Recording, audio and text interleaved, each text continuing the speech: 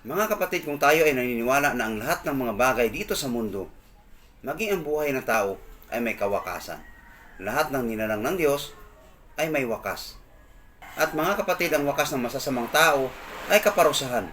Babasahin po natin sa may Kawikaan 16, ang talata ay 4. Lahat ng nilalang ng Diyos ay mayroong kawakasan. At ang masasama, kaparusahan, ang kahihinatnan. Napakaliwanag ang sinasabi sa banal na kasulatan na ang lahat ng mga bagay ay may kadahilanan. Ang lahat ng mga bagay ay may katapusan. Maging ang kabaitan ng tao, mga kapatid, ay may hangganan.